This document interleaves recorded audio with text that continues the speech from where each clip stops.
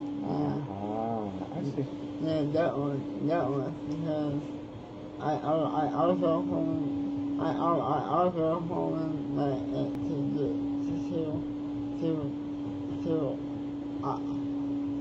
also home like to start on this one. When you go live? Yeah. Dope. Okay. Harley, what are you doing? But it doesn't work. It doesn't work so well? That feeling doesn't work. I can't tell if it's because they removed that filter or if it's because I deleted that clear account. Oh, you deleted your clear account? You did? Yeah, I did. Nice. I know if it's because of that or if it's because of that filter. I think They're both, yeah. Okay. Maybe we can skip forward here.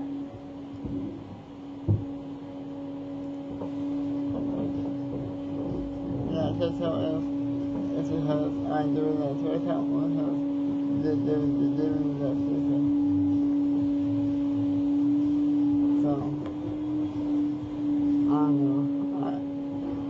Right now, I focus mostly on. No, I had to tell if. No, I had to tell if it was because I did that check out or because the system. It might be both. Alright, let me pull up the Mixer app and look at your Mixer. Oh, wait a minute. And then that's that app.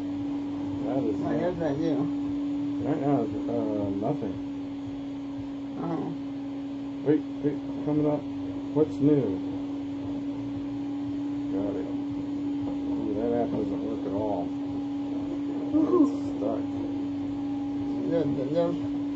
Huh? When were they getting rid of Mixer?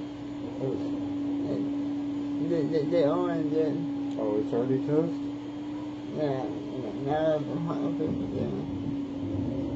Facebook Gaming, that's right. In July, we launched our new gaming series, Totally Game. When I need to grow my business, I use Fiverr. Oh, I'm a come designer on. for my logo, a programmer for my website, writers for my content, just search. I hate you, YouTube. I've been asked the question pretty often, how heavy is Lionheart? Lionheart's only about 35 to 40 pounds. 22 years old and I'm the world's fastest gamer. I'm definitely a thrill seeker. There we go. My name's Rocky Salmberg, aka Rocky No Hands.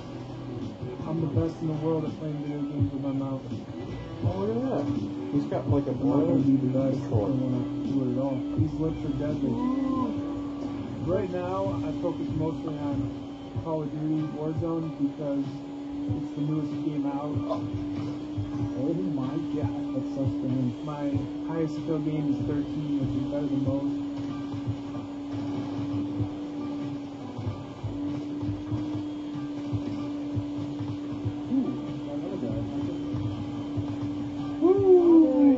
Yeah, baby. They're either mind blown or they're like, "What are you doing with your mouth, you weirdo?"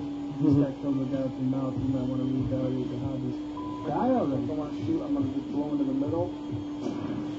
If I want to crouch, I stick on the right and center. You have one joystick to either look around or move around. The most difficult thing to do in a quad stick is to be able to aim and move at the same time. It's almost impossible to do it. When sunshine, I was pretty much an outdoorsy guy. I was really into ice hockey and lifting weights. I grew up racing dirt bikes and motorcycles, four-wheelers, everything you can think of. In 2006, I was just at a party with a handful of friends and we're all drinking. We ended up at my buddy's house. Me and this kid were just wrestling around on a mattress and ended up dropping me on my head and broke my neck. My accident left me with basically just paralysis from the neck down. Oh my I god. just got a little bit of shoulder movement and that's it. Don't worry, I'm coming back for it. You got it. Compared to able-bodied players, I'm probably better than most. If not better than a lot of people. Probably. Look at that guy. Oh, jeez. On his stream, if you were to take the camera off, you couldn't tell the difference between him losing his mouth or somebody was playing with him. I feel like he's better now as a gamer than he was when he played the thing. To watch him in his own element, it's great. I have 2 Guinness World Records in 2020 for Fortnite, which is the most wins using my mouth and the most kills in a match using my mouth. Right now, I'm focusing on Warzone more so than the other game. I'm trying to get me another world record.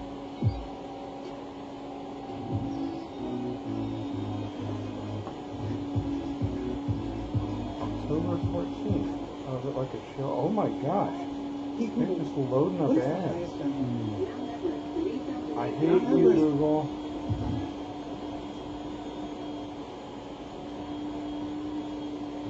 Ten more minutes. Oh my gosh.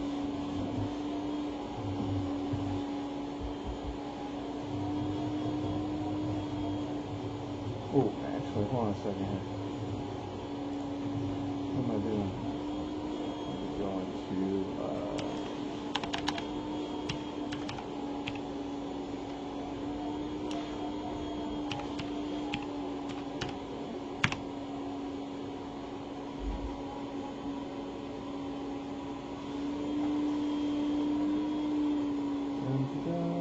I'm going to, dark mode. Here.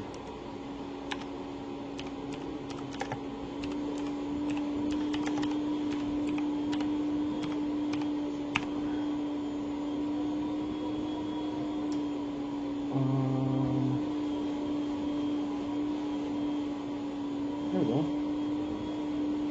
I don't use that one. You videos. No, I don't use this one. Oh, okay. Here we go. I don't use this one. You don't use this one? Which one do you use? I have the one. I have it. I have. Storyfire? No. I have the. It's just there you go. Well, that's what this is. It's the same one. Oh, is it still up? I thought they were taking it down. Isn't that essence? Oh, okay. Essence. Okay. Other instance. That's what you have there. And that essence. You know, that's what you have there. And that essence. I did. But, You gotta put proxy videos. Proxy's a local. Not sure. There we go. Hey, hungry girl.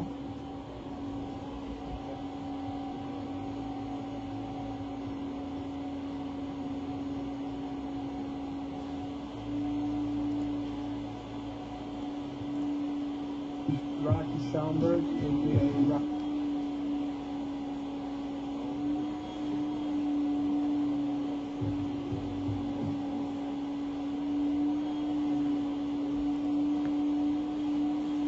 Alright.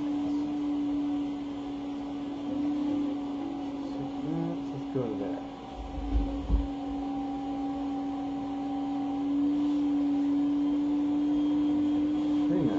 Okay. Let's go there. Minute 38. Yeah. Maybe there. Yeah, nailed it.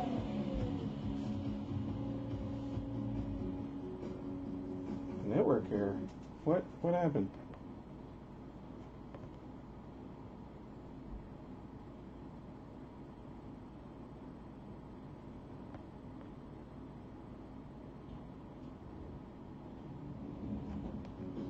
Okay.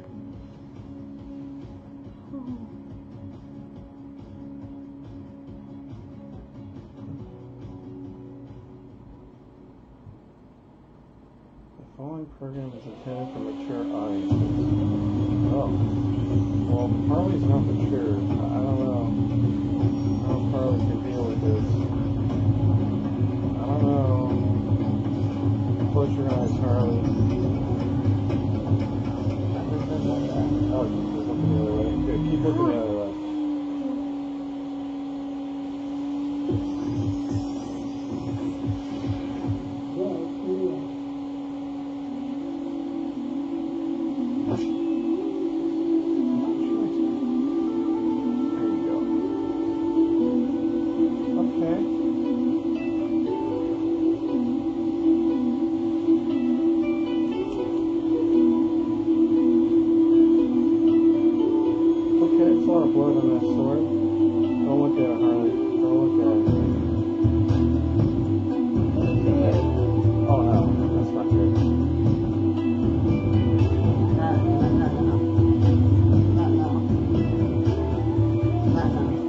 Okay. Die by the blade.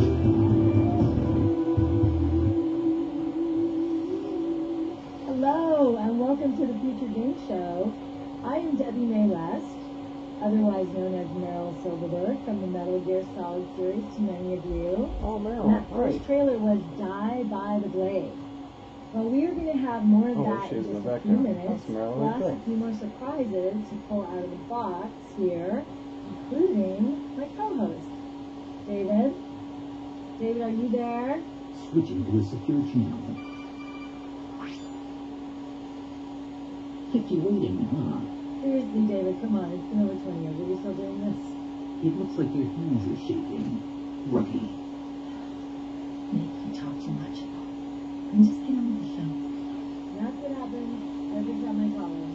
Hey everyone, I'm David Hayter, and it is so great to be here, and it's so great to be working with you again, Debbie.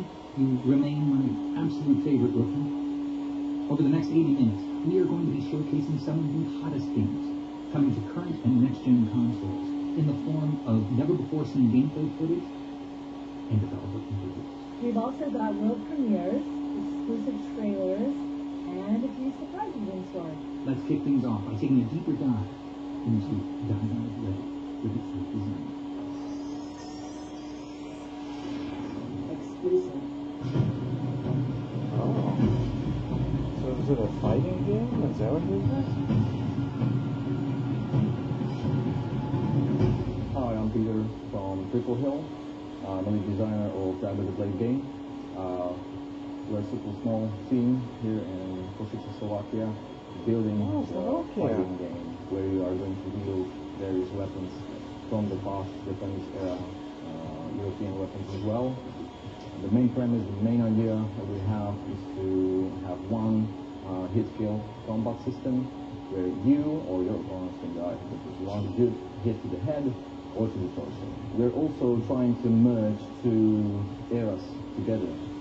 The history of Japan and their awesome fighters, samurai, and the new era of our or even semi-futuristic world where you will be able to fight on the streets, fight on the hills, near the shrines, and in the nature, so that you can experience the world we are building around you. What we're trying to achieve is to have this feeling of fear when you fight for your life, that you can die any time by just a single mistake, but you also can kill your opponent if he is fight are short, extremely intense, and we're trying to build that into the player experience. Thank you guys for tuning in. If you're interested, please follow us on our social media, Facebook, on Instagram, I know how on it Discord is. if you want to know more about the game. I know how Thank you guys for watching it. It's open source though, so you can do whatever you want with it.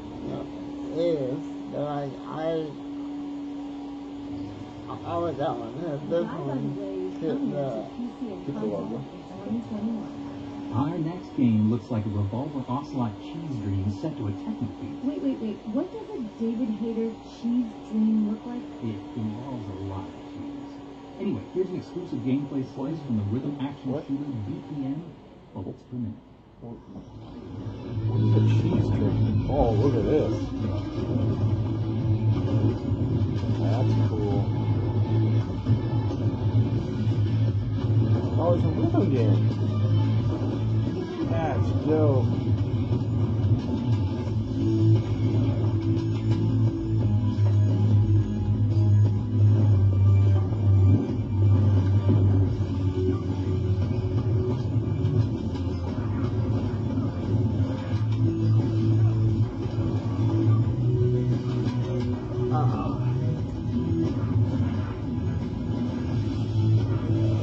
Oh, she's looking. Uh-oh. Don't look her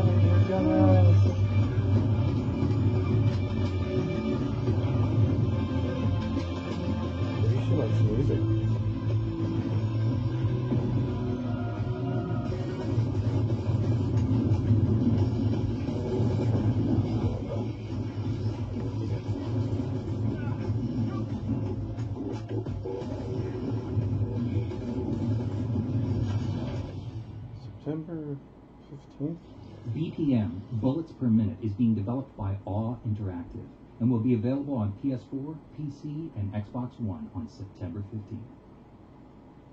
This next game opened our previous show, which for some reason was hosted by Nolan North. And today, we're joined by Team Kill Media, who put together this exclusive look at PS5's cosmic horror shooter, Quantum Error. Quantum Error. I'm not into horror games. Really. That's video games. Hey everyone, my name is Micah Jones, owner, lead developer / artist at Team Kill Media. I'm here to present to you for the first time an early preview of Quantum Error's gameplay.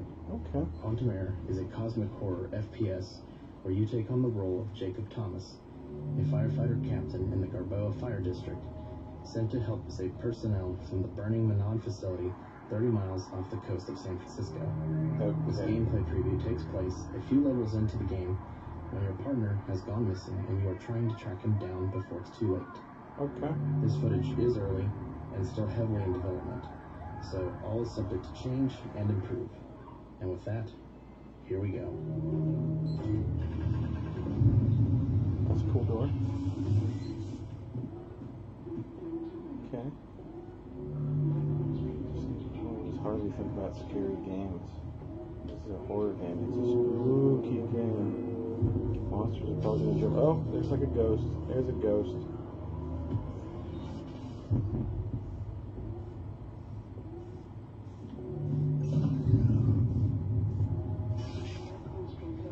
Okay, fire extinguishers are good. Fire doesn't look great, but okay. Okay. Oh, just throw it away. Alright, whatever, man.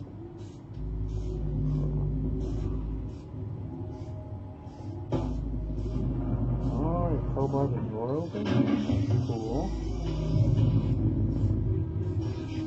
Oh, now he's got a shotgun. That was a weird cut. Oh, there's a skeleton guy. Yep, don't go in that room. No, don't go in the skeleton guy room.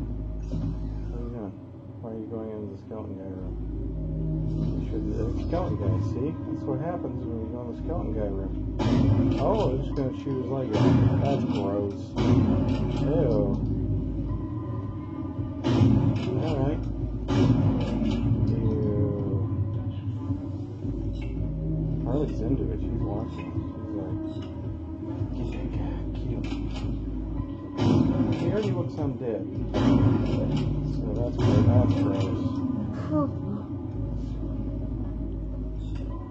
I like how your shotgun tells me how he has numbers on it. That's pretty cool. Yeah, you have 6 bullets left? And maybe 14 more in your pocket or something like that? Ew. It's like bugs. Oh. It's got like a gas mask? Oh, okay, that's pretty cool.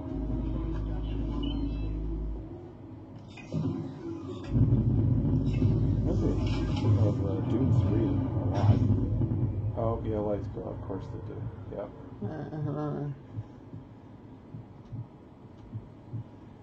Oh, it's got like a scanner. Oh, it's an IR gun. That's amazing. That's a really cool gimmick. It's a little bit like Alien Isolation. You missed. Or not. Okay. Well, if they're undead, why do they have heat signatures?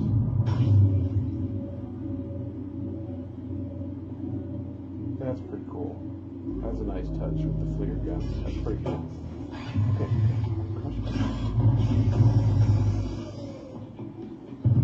Don't jump down there. Nothing good comes out of you jumping down there. Oh, you jumped down there. Don't do it. Don't do it. Oh, hey, JP's talking. Hi, JP. Oh, we didn't get your chat up. Let me get that going.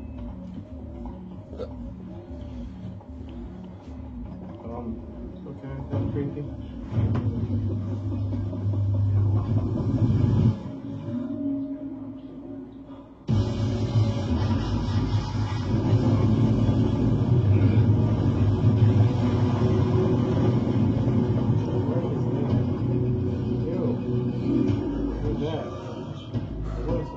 not good. An habitation anomaly detected.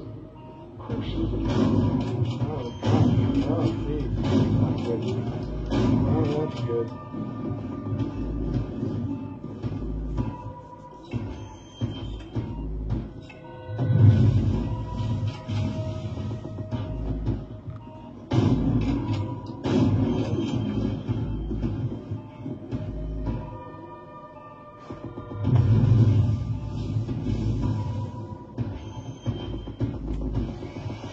Oh, we got a chain gun now. Oh my god.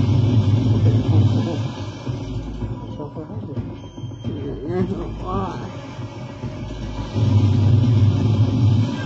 Oh.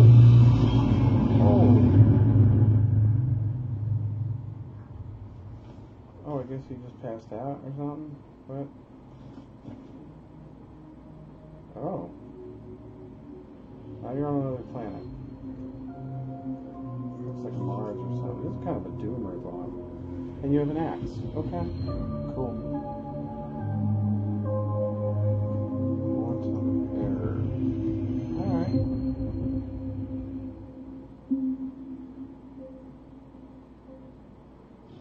Quantum Error is coming soon to PS5 and PS4.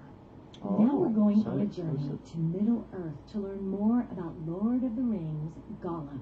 With a Yeah. mix of puzzling, stealth, and parkour, the game even explores Gollum's alter ego as Smeagol, where he wrestles with his true identity.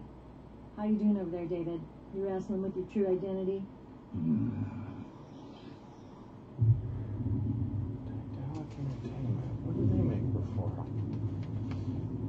Sounds familiar.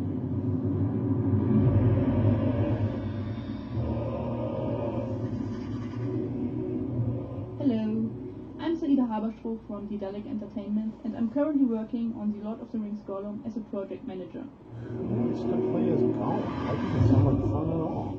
Right now we are working on the Lord of the Rings Gollum, which is an action-adventure with a big focus on storytelling. We are aiming for an all-round experience where gameplay and story go hand in hand to create the ultimate Gollum game. Sticking to the Daedalic tradition of games, we immerse players deeply in Gollum's inner conflict, to tell a very personal story in front of the epic world-changing events in Middle-earth, interwoven with this twisted character. Gameplay-wise, we have a range between subtle tactical stealth, some environmental puzzles, climbing challenges, and fast-paced parkour action. Gollum is not exactly a fighter who charges into battle. Players will have to weigh their options for every encounter. Dialogues play a very important role as well. Here you can see our inner conflict minigame where you have to decide for either Gollum or Smeagol. In this case, the green options are the Smeagol options and the red ones are the Gollum options. And you, as a player, have to manifest a choice. So Interesting. you have to press a button multiple times in order to manifest your option, but the options are also flying around the screen, so it's not that easy, and it also can happen that sometimes the player has another outcome than expected, but this is also depending on choices the player made. Whether the player is more on Gollum's or Smeagol's side, some options will be easier or harder to get. In the Lord of the Rings Gollum, we want to show some familiar locations which have never been seen in such detail before or in close-up. So here we have the Barad-dûr outskirts where you can see the warp preparations going on. It will be coming to current and next-gen Sony and Microsoft consoles, Nintendo Switch and PCs in late 2021. They're in Dusseldorf? Oh. Thanks again to Sadie for that insight. Lord of the Rings Gollum is coming Oh, to they're based in PC and Hamburg. all relevant consoles in 2021. Oh, they do those point-and-click games. Now, PC They did players Edmund might be Harvey. familiar with our next title, The Terrifying Song of Horror. That's pretty cool. But we're pleased to announce that the game is coming to new platforms with this exclusive trailer. Okay. Nice. Exclusive. Isaac, my dear friend, you don't know what you've done with that cursed music box. Oh. That's not good. Daniel Neuer is afraid. What is that voice? It's the trailer guy voice. He listened to a forbidden music box. Now the world is gonna end. Presence is chasing him. Oh, cool. Music? Doesn't know what it is. What could it He be? knows what it wants.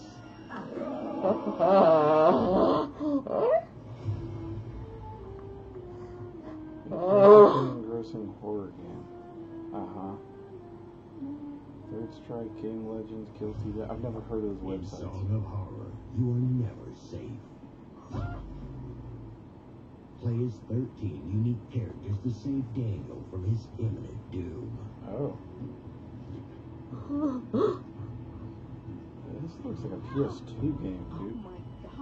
Maybe a PS3 game. Explore and investigate the scariest of places. It probably is. They've all put of his freedom To or his unravel the freedom. mystery behind the cursed song. I had a terrible nightmare last night. Something was lurking in the house. The strangest thing is that I don't remember waking up. And face the presence as it reacts to your way of playing, hunting you in different shapes and forms. What is this? Someone there. Oh. You need a guardian. You need a mama character. You need Zoe to come through with a knife and lightning gun and blow that thing up. Once you listen to it, nothing can save you.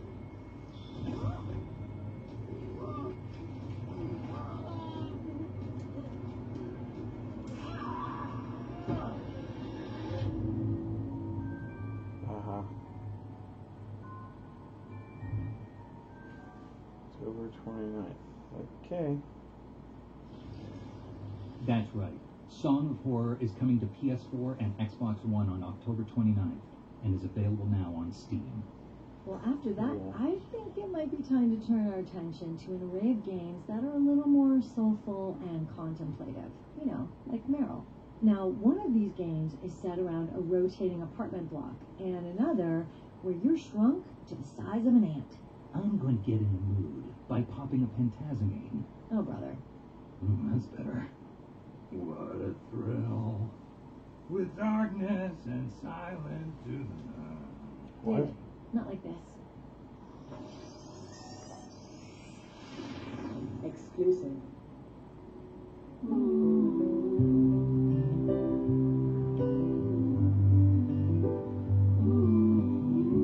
Rocket Ship Park. Oh, that's cool. That reminds me of, what was that puzzle game? Devils in my head, What? fight 'em all the time. The ones that I don't know keep me up at night. I think that's Wrote a it. little I note don't know. so I'd remember. How that was his face. Swore I'd never go, Oh, fall into your eyes. A puzzle box filled with stories. Okay. Alright. Hey, my name is Kev Harrison, and I'm a scene designer at Merge Games. You might know us for other titles, such as Alex Kidd in Miracle World DX and Cloudpunk, and I'm the design lead for Smallland. Smallland is an open world survival game where you must explore to stay alive. You'll have to master the core survival game elements: combat, crafting, building, Minecraft. but with customization and preparation, ready for a massive adventure in a small world. The world is dynamic, so you'll see how creatures react to one another and to you based on how you customize. In Smallland, the odds are against you in so many ways. Gross. You emerge in this giant overrun world where there are lots of insects, animals, arachnids and birds, and they all see you at the bottom of the food chain. Day, night, weather and seasons are a huge part of Smallland. Jump, glide, swing around the world, build to reach new areas and avoid danger. Additionally, we'd like to talk about PvE, as Smallland is a cooperative PvE world. So you'll meet other players, be able to help one another against random encounters and in-game events. And using customization, you'll be able to personalise your character and specialise your skills. Yep. You'll be able to Microtransactions. align yourself with certain creatures and gain Oh, abilities, which can protect you, give you access to special resources, and move you up the food chain. You can even gain allies and mounts. So, you can not only move around faster and easier, but you'll be able to leap around with a grasshopper, have a ladybug or an ant fight alongside you, trot around with a mouse, and even fly around with a robin. Small Land will be released next year, and we're going to be providing as many updates along the way as possible. Coming out on all consoles and PC. It's great to be a part of the Future Game Show. The previous one was amazing, so it's a real honour.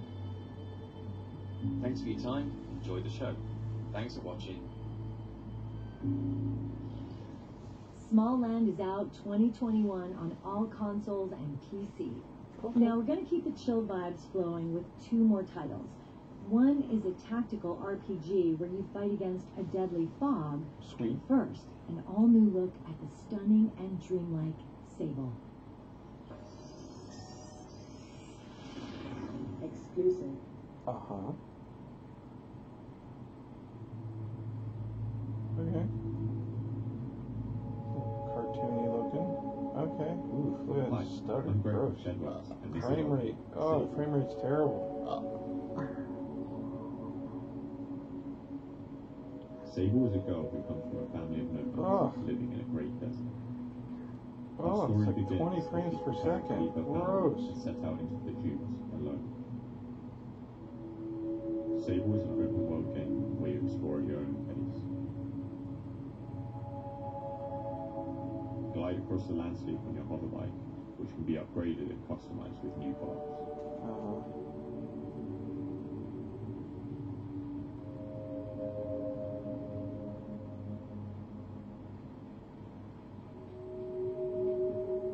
Explore mysterious, ancient ruins and uncover the secrets of huge rusting spaceships.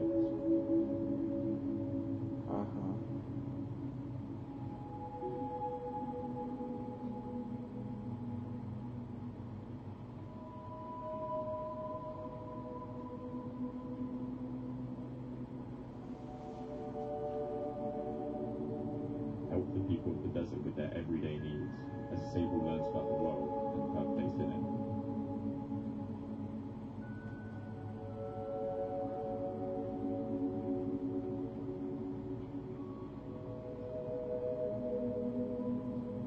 Will she return to the nomadic life of her family? Or will she choose a different partner herself?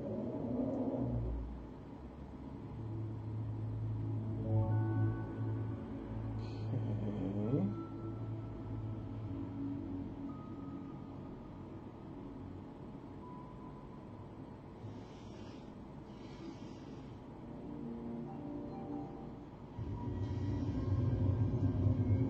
Terrible fog spreads from the mainland, turning all it touches to noise. The young spirit seeks the source. Vast and mysterious. Okay.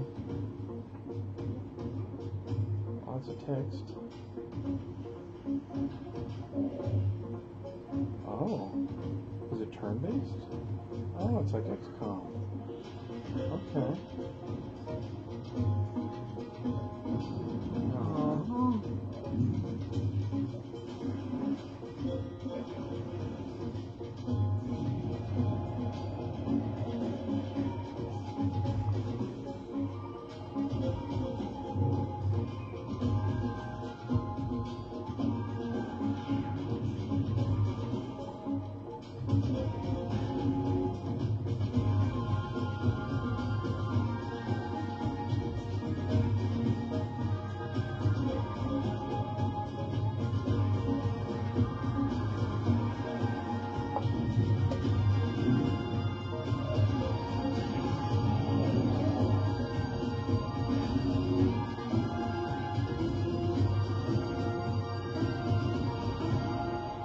Tenderfoot Tactics? Okay. Tenderfoot Tactics will be available to play on Steam from October 21st. Rounding off our soulful cruise, our next game gently ups the tempo. Here's Andrew Puyo Puyo Davis from Tetris? Sega to give us a brand new look at the wonderful world of Puyo Puyo Tetris 2. Oh, Tetris 2. Sweet. Hello, I'm Andrew Davis. I'm a localization producer at Sega of America, and I'm currently using the English voice recording for Puyo Puyo Tetris 2.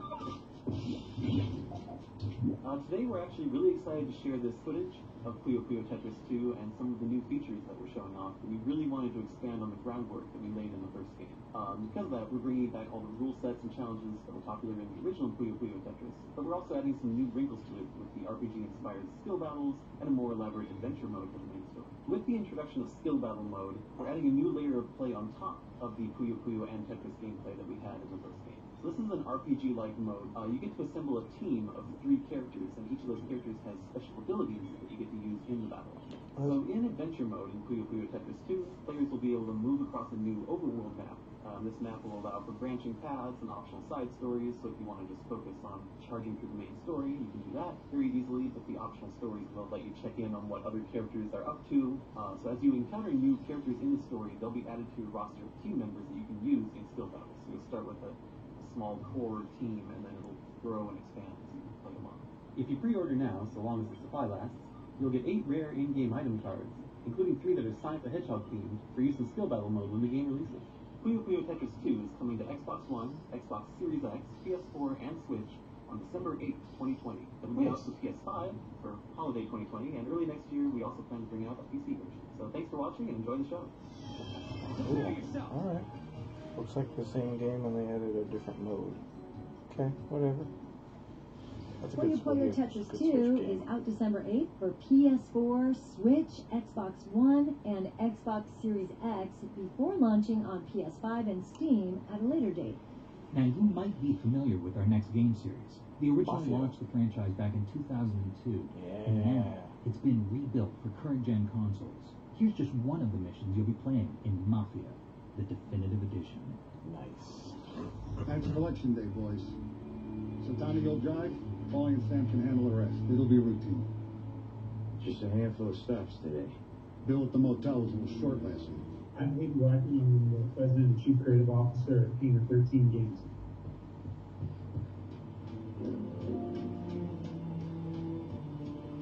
So this mission is fairly early in Tommy's career as a mobster. It's actually really kind of his first assignment.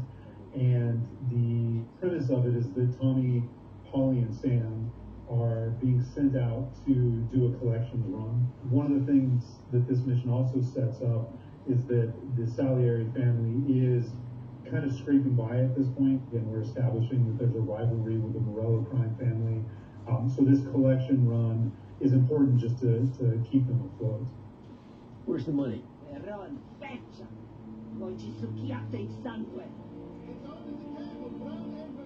The gameplay varies quite a bit as you play through Mafia, and we wanted to make sure that that was well realized in Mafia Definitive Edition as well. And Salieri, from here on out, this place is ours. Capiche? In this particular mission, you can go in guns blazing. You can also kind of sneak your way around and use a little bit more stealth. So again, a lot of it is about player preference and really creating the Mafia experience that they want for these specific missions and these specific combat scenarios.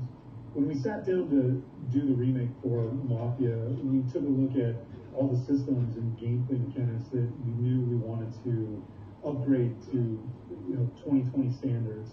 The game was built and released in 2002, so a lot has changed in terms of core mechanics since then. One big focus for us was gunplay, and in order to capture kind of the visceral feel of gunplay that we wanted, we actually started with the gunplay for Mafia 3 and then evolved it and improved upon it over time. And we wanted to make sure that the combat felt a little bit more life and death in Mafia, the Definitive Edition. So you're thinking about when you pop out of cover, when you blind fire, when you reload, which weapon you're using at any given time. Vehicles is another area that we knew from the outset we wanted to improve upon. We built our driving model off the back of the driving model from Mafia 3, but then tweaked it and made adjustments to take into consideration the time period. For us, it was very important that we captured the authenticity of those vehicles, but at the same time also making it accessible and making it fun to zip around the city and get involved in these kind of car chases. So the game comes out September 25th.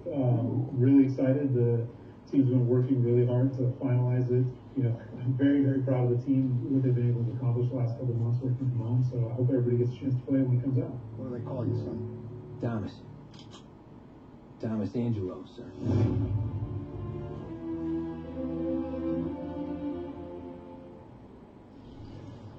I want to thank Hayden Blackman, President and CCO of Hangar 13, for walking us through that Mafia Definitive Edition mission. You'll be able to try it yourself when the game launches on PS4, Xbox One, and PC on September 25th.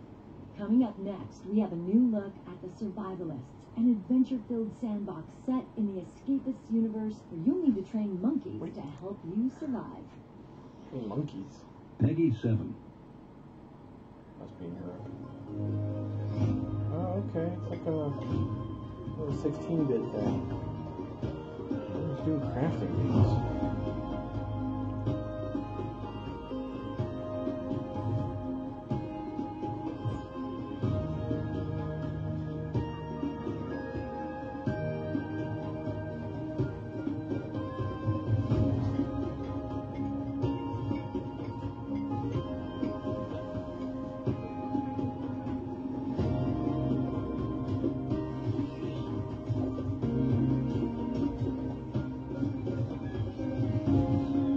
Tiger, a shark, giant shark.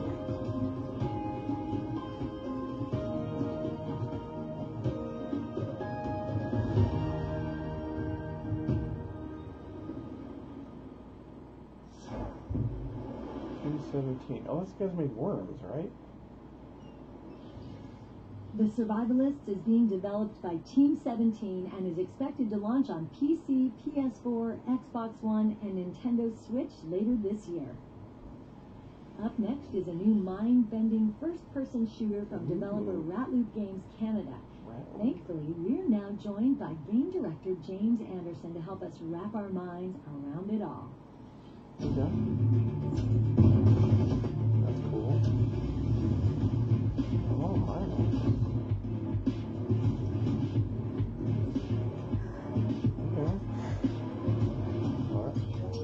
Hi, I'm James Anderson from Ratloop Games Canada. We're an indie studio based out of Montreal, Canada, and I'm the game director currently working on Lemnis Gate.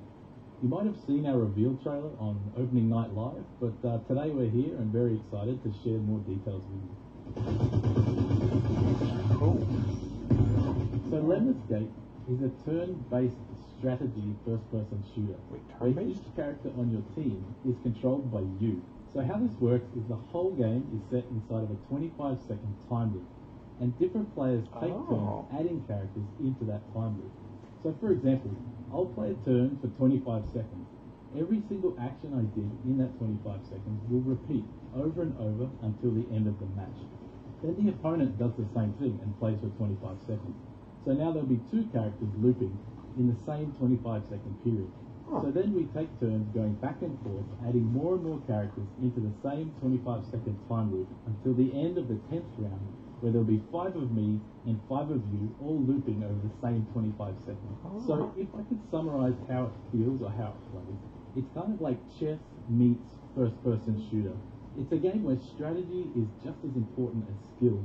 And in order to survive, you'll need keen observation skills, careful planning, and some skillful execution. So here we're looking at some exclusive footage taken in one of our worlds called the Arbor. So in Lemnis Gate, all of our different maps take place on different worlds spanning the entire galaxy, which creates a great variety of location as you play. We're currently watching a 1 versus 1 game, but we do support 1v1 and 2v2 online. And what's really cool about Lemnis Gate is, as a side effect of being a turn-based shooter, you can actually play local multiplayer using past the controller setup with your friends. Sure. So what we're seeing right now is a local game, so you actually get to see the perspective of both competing players at the same time. So you might have noticed a little drone flying around. We call this our spectator mode. So before you take your turn, you can freely move the camera around the entire map, and you'll see that the time loop's playing out underneath you, so you have full visibility. All the characters and all the actions that have taken place so far in the game are fully visible to you. Another cool feature in Lemnis Gate is what we call Ghost Mode. So in Lemnis Gate, if you die, death is not final. You keep playing for the remainder of the 25-second round. This is because you can go back in time on the next round and save your previous character from dying, and any actions that you took as a ghost will become a reality in a new timeline. Oh, that's Lemnis cool. Gate is coming to PC, PlayStation 4, and Xbox One in early 2021. Oh. We'll be sharing much more information closer to that time. But right now, you can wishlist us on Steam to stay up to date with current news and announcements. So thanks a lot for watching, and we really hope you enjoy the rest of the show. Lemnis Gate. Alright, keep an eye out for that one. I could have used James's help when I was fighting Psycho Mantis. David, please. Lemnis Gate is going to launch on PC, PS4, and Xbox One in early 2021. Okay. Our next game is a world premiere from developer Merge Games, and it looks like it's going to be the perfect retreat from our otherwise chaotic world. Well, come here. Uh-oh. Alright, so another 16-bit monster harvest. What, do you raise monsters? Okay, I guess you raise monsters. Discover and battle planimals?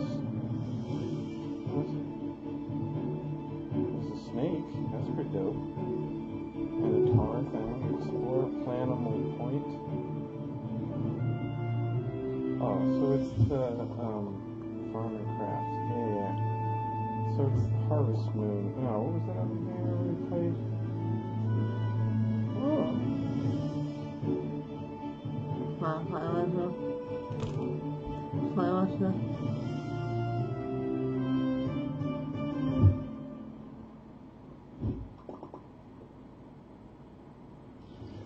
Monster Harvest is being developed for PC, PS4, Nintendo Switch, and Xbox One. Next, we are excited to feature a collection of upcoming games making their way to Nintendo Switch. We've got a Madcap multiplayer racer and a fire-breathing addition to your illustrated army. But first, a talking cat. Alright, let's go with Talking Cat. Exclusive. What do we got? It all started when I found this book. What the? Wait, are you actually talking back to me? Oh, it's a point-click adventure game. The Necronomicon in all its glory. You should never fall into the hands of madmen. You really think I want to be like you for the rest of my life? She's really unhappy with her current situation. Oh. Man, this is just like in the movies. This could be very dangerous. And men in red shirts are notoriously unlucky. Hear that, kitty? Adventure awaits. I can barely contain my enthusiasm. Yeah, well, it ain't all fun and games. We're dealing with lunatics here. This place is giving me the serious creeps. Strange and mysterious are why I work this beat. Wait a minute. Care to explain what's going on here? Did you ever watch the moon buzz go up? Heard the awful noises. Horrible. It were horrible. And there's a talking cat. Again, I'm right here. Ruth. Cthulhu Adventure. Gibbous. Cool. That's like Arkham Horror. We're playing through. You have the Necronomicon. Now we have racing. Oh, cool. That's like biggest little racer. Yeah, it's like Micro Machines racing.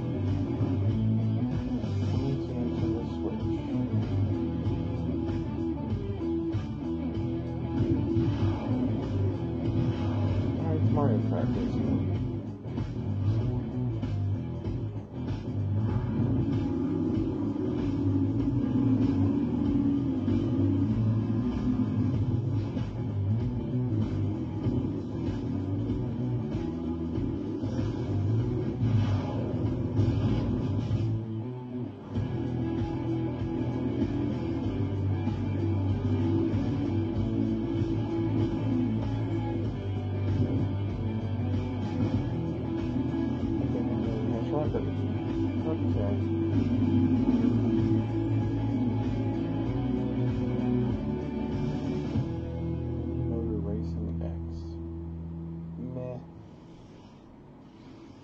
not yet rated. Cool. Alright, there's a sword, a pig thing. Lots of gold. And so I was thinking. Challenging roguelike maze. Roguelikes could be fun.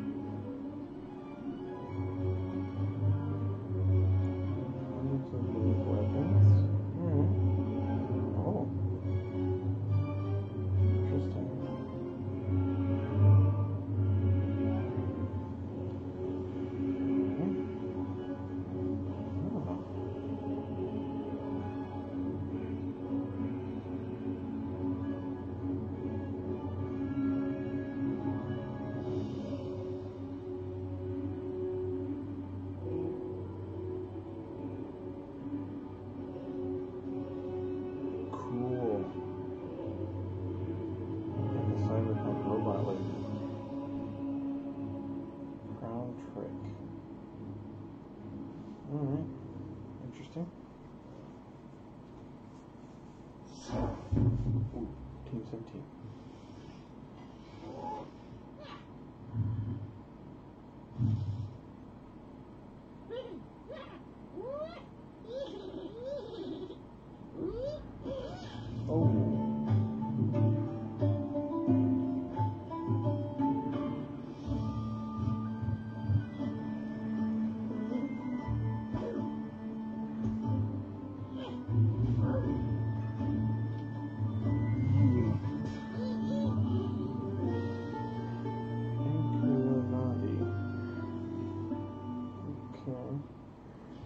Gibbous and Mini Motor Racing X will hit Switch later this year with Inkulinati, following in 2021. A little closer to release is Werewolf: The Apocalypse Heart of the Forest, which we exclusively debuted in our June show. And today, we are excited to reveal how you can try it for yourself. I like werewolves. Exclusive. We showed our early demo to video game critics. Here's how they reacted. Oh. Okay, what? The tabletop RPG queen in She's not a critic, streaming. she's a streamer. That's a different thing. Oh, this is a brutal opening. Oh, Maya, what have you done? So it's actually kind of a lot like the role-playing game.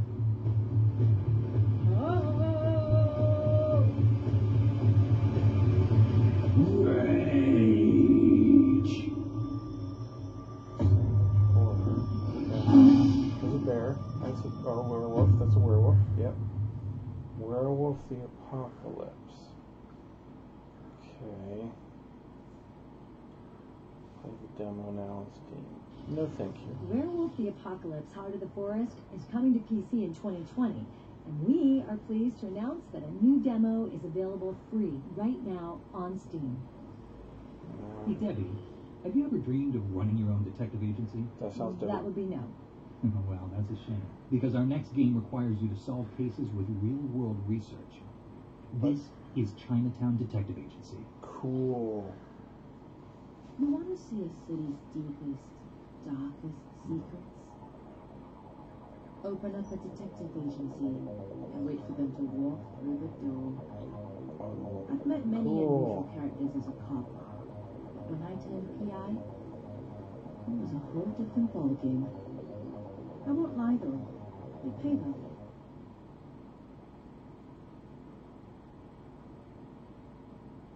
What happened?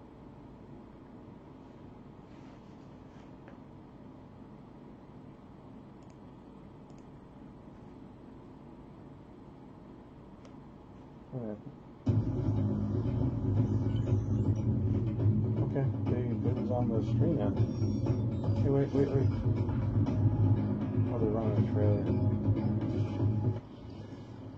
I could have used James's help when I was fighting Psycho Mantis. What? David, please. What? Lemnis Gate is going to launch on PC, PS4, and Xbox One in What? early 2020. It looks like it's... What? They just leave it? Well, Gear, All the players you fight. next, we're joining the Earth's... Okay.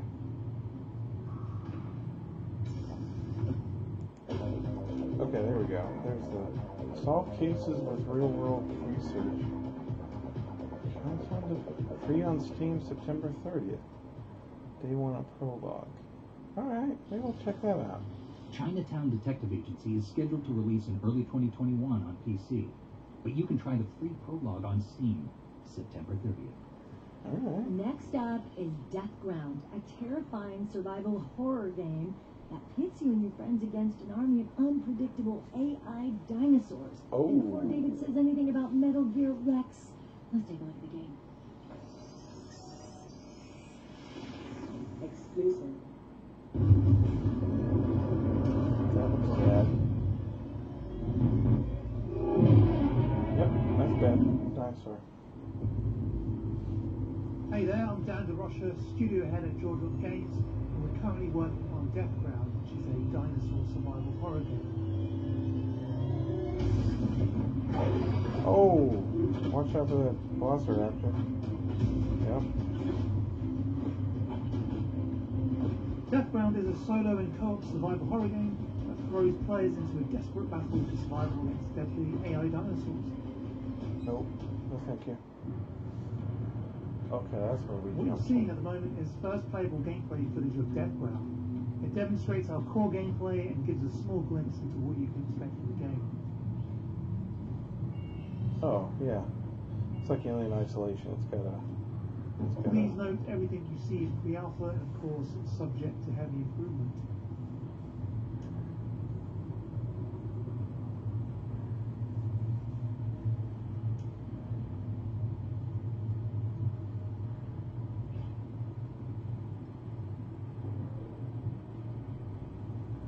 Oh, I see one.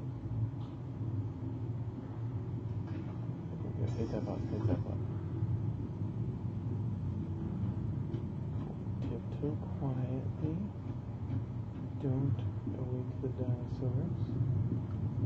Everything's good. Oh, take that key card. Yep, don't need that to open the door. Let's chill. Yep, no dinosaurs. Everything's good. Thanks for watching, enjoy this small teaser and wishlist the game on Steam. That's bad. Donnie, see you woke up and done. Yep, you better run.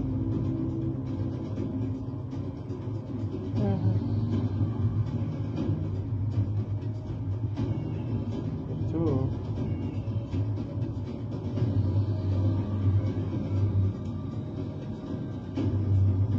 Oh, it's a hack. Gross.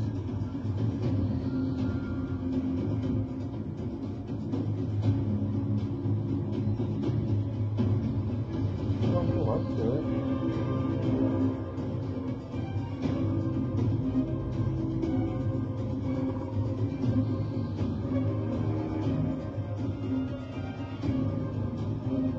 Oh, he was right behind us. He was right behind us. Oh, there's T-Rex. Deathground. Yeah, this is Deathground. You shouldn't be there. There's too many dinosaurs there. You don't belong there. Thanks to Jaw Drop Games for sharing that exclusive look at Deathground. Next, we're joining the Earth's mightiest heroes in a... Wait, hang on. A new gig?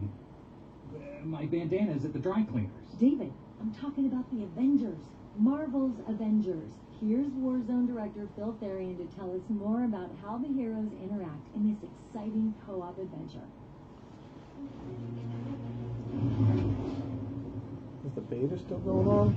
Because it wasn't great. My name is Phil Therian, and I'm the Warzone director on Marvel's Avengers at Crystal Dynamics. We really wanted to have a pretty diverse group of activity. We wanted to have a game that's accessible to everybody in the sense of you have 5 minutes to play, you have 10 minutes, you have 2 hours, we have something for you. And that quickly became the different mission types. So when we crafted the Tundra Vault, this applies to a lot of our missions, we didn't want to just constantly be fighting. We wanted the players to have a chance to get distracted a little bit by figuring out how to open up puzzles and how to do different types of activities. You might go rescue some faction NPCs that are trapped somewhere, or you might need to figure out how to get inside one of those little aim depots that you've no doubt seen in the Tundra Vault. It gives you something else to do, and it gives you that feeling of choice when you're going through these missions. Okay. The vault is interesting. You're going to get a sequence, and then your goal is to reproduce that sequence and then take control of the vault until the security measures are disarmed for that level. It's really one of those fights where you want the heroes to be together trying to defend the control point in front of the vault. There's usually 3 levels of security to these vaults. Enemies might try to hack some consoles while you're doing that, so you might have to split your focus. It really requires all the players to be fighting together because there's a lot of enemies that will actually try to stop you from getting these vaults. It makes sense because there's some really good rewards at the end. So it's like a crappy As long as one Warframe person remains in the Marvel control characters. section in front of the vault, you can keep the sequence going. Ultimately, though, it is a pretty tricky fight. There's a big advantage to keeping the heroes as close to each other as possible, especially considering the fact that there's a lot of beneficial abilities that you can get from being close to your friends. If you're playing with Kamala, you might benefit from her heal. Everybody needs to be all hands on deck. The secret mission in the Tundra does have more than one secret. People may not have noticed this, but the entrance to that vault is not always in the same location. There's actually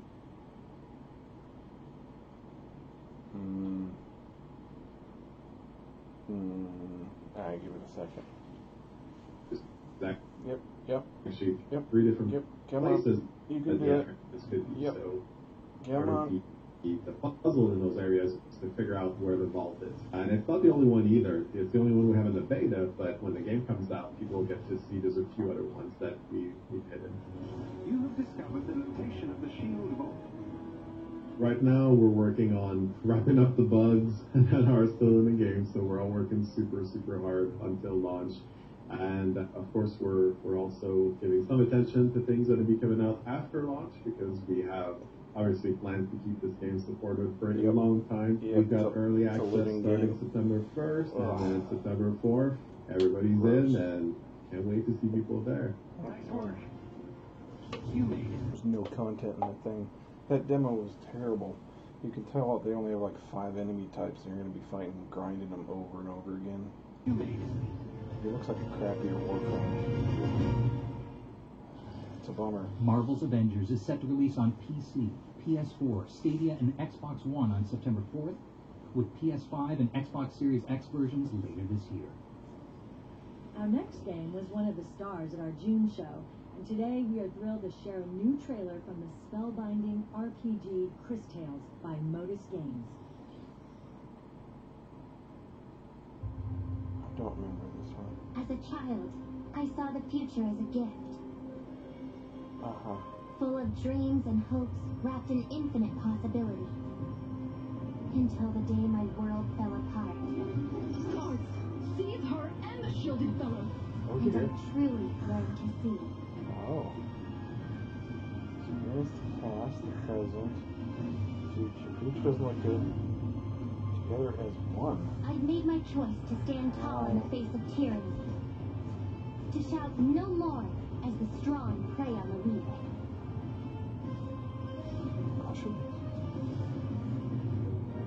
And as evil forces gather, I choose to fight, to reclaim the future from those who would try to steal it from us. Because then, they will learn the future is what I choose to make it. Interesting. November 17th.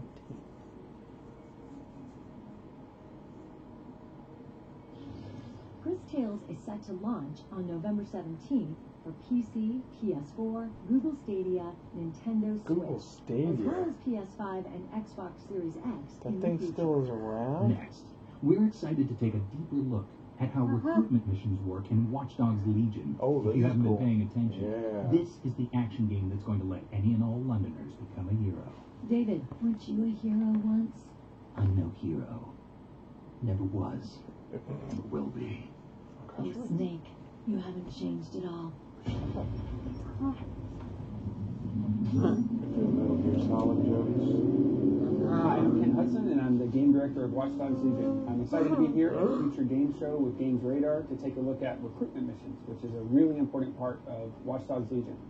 So in Watch Dogs Legion, of course, you can play as anyone, but to get someone on the team, you've got to actually help them solve some of their problems. You've got to talk them into joining DedSec and show them that you're there to fight for the people and convince them to join the resistance. So right now, we're going to take a look at one of the recruitment missions in the game, and we're going to dive in.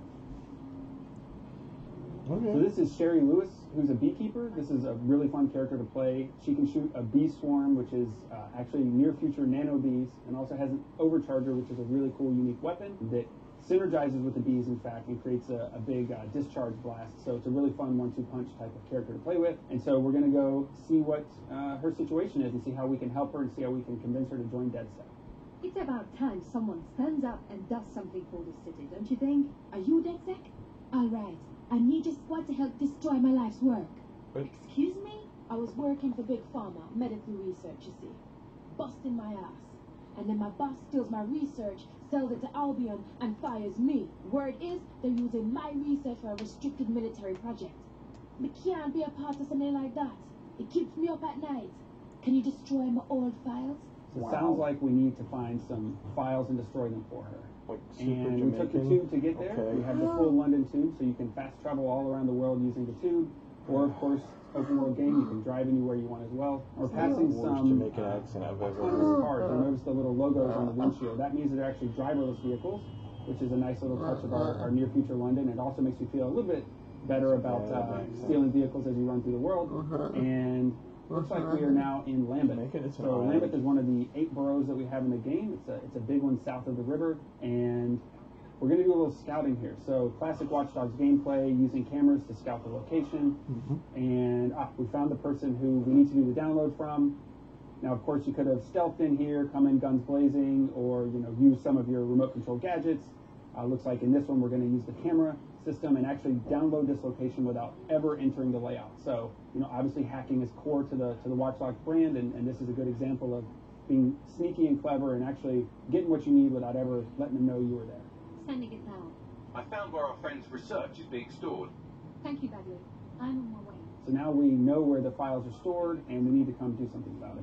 And we're now north of the river at New Scotland Yard, which is one of the locations where Albion has taken over from the police. The Metro Police has been pushed out in Watch Dogs Legion, and Albion, the private military contractors, have taken over. So that's who you'll see here.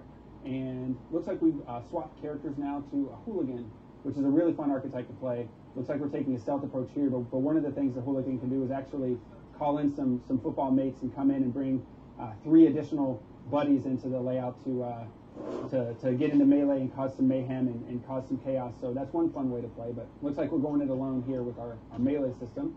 One thing you'll notice here is that the enemies are actually staying in melee. So this is one of the cool things about the game, is that if you don't escalate to gun combat, the enemies won't escalate either. You can try to control these situations in melee and win the encounter without ever having to go completely hot. And you can also see the AR Shroud ability here. This is one of the things you can buy in our upgrade screen to help you with stealth through the game. So that allows you to hide bodies from other people so they won't see and they won't alert the guards. It's another one of our cool little tech abilities in the game. And now we're taking care of those files for Sherry. And still got to make our way out, though. Of course, you could have played this any number of ways. You could have stealthed in. You could have come in guns blazing. You could have used remote control gadgets. You could have used drones to fly in. You could have done this download from a drone. The freedom of approach in this game is crazy. So this is one way to do it, and you can actually do this download without ever entering the location. But of course, you could have done many other ways to get in there. But now that looks like we've done what we need to do to get Sherry Lewis on the team, and she's joining up, and pretty soon we're going to have a fun beekeeper to play with and shoot swarms of bees at people. This is actually something that, in the game now, we've already made some improvements where there's a lot more fanfare whenever you get a new member on the team, so look out for that in the final version of the game. But yeah, that was a recruitment mission in Watch Dogs Legion. You can grab the game on PlayStation 4, PlayStation 5, Xbox One, Xbox Series X, PC, and Stadia on October 29th. Thanks a lot for watching. Watch Dogs Legion is coming to PC, PS4, Google Stadia, and Xbox One on October 29th.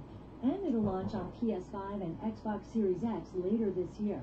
I think it's time for a palate cleanser. And would you believe it? This next game is about cooking.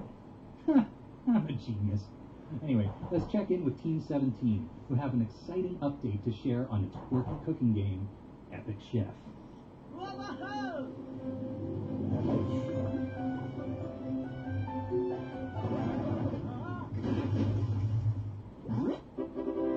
Hi, I'm Mark Lopez, one of the co-founders of Infinigon. In Epic Chef, you take the role of Zest, a man who, fleeing from mysterious past, arrives to Ambrosia, a city famous for being the place to be for the world's top cuisine personalities. After making himself at home at a cursed villa everyone is terrified of, he will soon get dragged into the spotlight of the histrionic cooking scene of the city, and he'll have to farm, craft, and cook to stay afloat. This is a life simulator with a heavy narrative component, full of characters who will get to know well. We wanted to make it so it feels like Zest fully integrates into the city instead of being the eternal outsider, even if the city and its inhabitants can be a bit peculiar at times. Zest would tell you that his goal is to be left alone and live a discreet and peaceful life, but the city and his big mouth have other plans for him, and he'll find himself challenged by the greatest chefs in the kingdom in epic culinary battles with high stakes. In order to have any hope of victory, Zest will need to work hard and improve his farm to be able to produce never-before-seen ingredients to use in his dishes, as well as constantly train his culinary skills and inventive. But he won't be able to do this alone, so he'll need to help his neighbors and earn their friendship and support. With good allies, ingredients, and skill, Zest will face the best chefs in the world in a single culinary duel in order to survive in a city obsessed with culinary supremacy. Hello, my name is Christian Pastor. I'm co-founder at Infinigon Games. Today we are excited to share the exclusive footage of the process of making a dish in Epic Chef. In the game there are tons of different ingredients that you can grow in your villa. Plants, crops, animals like cows, more exotic ones like unicorns, each one providing different resources. Keep in mind that things like unicorn poo is considered a delicatessen in Concordia. You can use all these ingredients to create thousands of different dishes. There are not correct or incorrect recipes. Just like in real life, each character in Concordia has his own taste. Some of them love meat, some of them hate it, some of them can love strong flavors, others don't. So you will need to choose carefully which ingredients you want to use in your dish in order to satisfy their wishes. Hi, I'm Jax. I'm a game designer from Team 17 and I'm working as design support for Infinigon. One of the key features I wanted to talk about is something called sauces. And so basically if Zest is to become the greatest chef in the land, then he's going to need to learn how to make sauces. They're a powerful addition to cooking. They've got the ability to alter the properties of a dish. And this is especially useful in cooking battles where the player is cooking off against an opponent. Sauces can influence the judge's taste, which then in turn can mess up the opponent. There are lots of sauce recipes to choose from, but it's up to the player to figure out which sauce to make and when to use it. Sauces won't always have the desired results, but experimenting is the fun part. Epic Chef is coming out in 2021. You can wishlist the game on Steam. We'll be happy to give you more information in the future. Thanks for watching.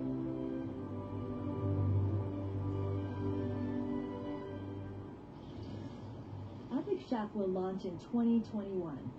Next, we're taking a deep dive into some of the fantastical myths that you'll discover in Assassin's Creed Valhalla with the game's narrative director.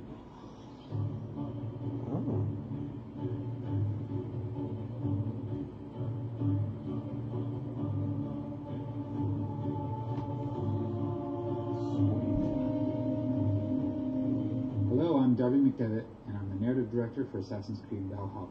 Today we're going to go a little bit deeper into some of the things you may have seen in our past demos, more specifically the mythical elements that you'll find in 9th century England. I'm talking, of course, about the Daughters of Lirion, the Black Shuck, and the Lost Drengir of Ragnar Lothbrok. Oof. Frame rate, people. Yeah, that looks rough. The Black Shuck is a particular piece of mythology that's very, very common in England. There are a lot of stories and tales about black dogs that roam the night. The Black Shuck is particular to East Anglia, but there are a lot of black dog phenomenon found around England. The term shuck comes from an old English word, shucka. The etymology is not quite clear. It could mean devil, come from the word devil, or it could come from the word that means shaggy. In any case, the Black Shuck comprises both those elements. It's generally known as a black shaggy dog that's the devil incarnate. And so we decided to put this piece of mythology in the game and allow Eivor to come across it and tangle with it.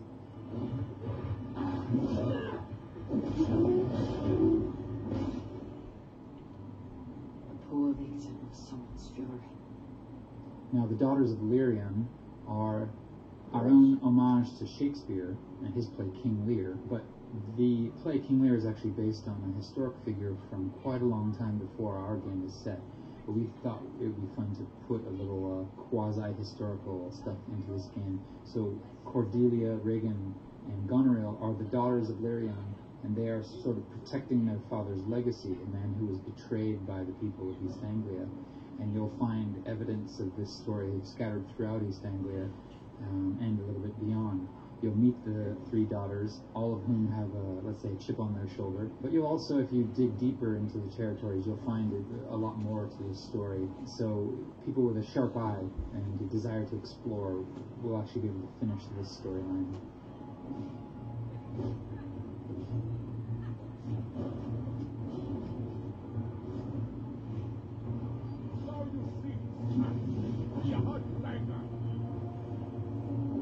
And lastly, with the lost Drengir of Ragnar Lothbrok. Ragnar Lothbrok was a very famous Viking who came over to England about 10 years before our game is set. And he did quite a bit of damage, and he made a lot of enemies. And there were two kings in the north, or two men in the north who wanted to be king, who put their differences aside and banded together to try to defeat Ragnar. And King Ella was generally credited as the one who killed Ragnar Lothbrok by throwing him into a pit of snakes. What we've done is created a group of people, 6 warriors, or Drengir, courageous warriors, who have lost all sense of purpose now that their leader, their Jarl, or their king Ragnar is dead. So you'll find these Drengir scattered throughout England and Norway, and they each have a story to tell, and each of them wants to die in glorious battle so that they can be with their beloved Ragnar in Valhalla. So Eivor will have an opportunity to meet with them, get their side of the story, and then send them to their ultimate reward. Now, all of the missions we talked about are not, part of the main story. You'll find them just by exploring the world of Assassin's Creed Valhalla. We put a lot of care and effort into rewarding people who just want to get off the beaten path. And this is just a small sample of the mythology and cultural rituals that you'll see. And when you actually get your hands on the game, you'll find that the game is full of this kind of stuff. So I hope you'll join us on November 17th and dive in. Thanks for watching, and I hope you enjoy the show.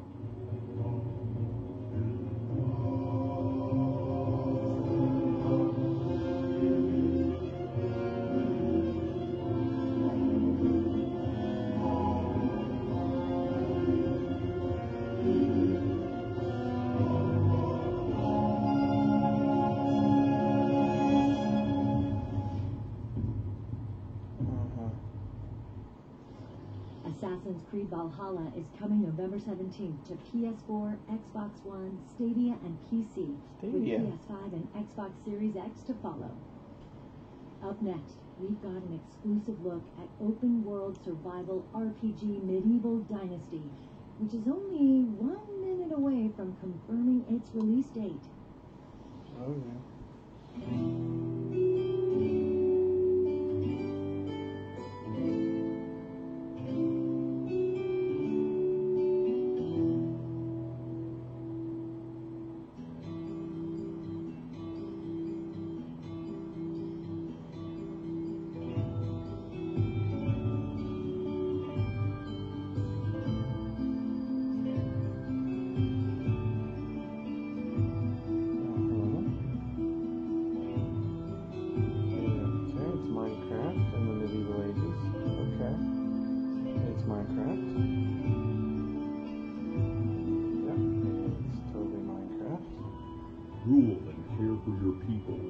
Secure your place in history by founding your own dynasty. Okay. Medieval Dynasty. Minecraft Edition.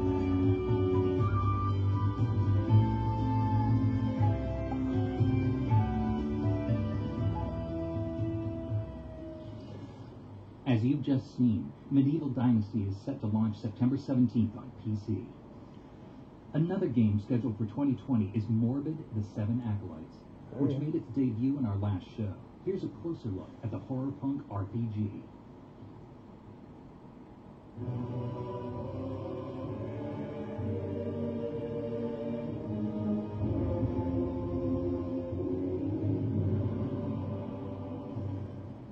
Hello everybody, my name is Simo Talasranta. I'm the composer, sound designer and writer at Still Running. I'm absolutely thrilled to present to you today an exclusive sneak peek of our upcoming horror punk action RPG, Morbid: The Seven Acolytes.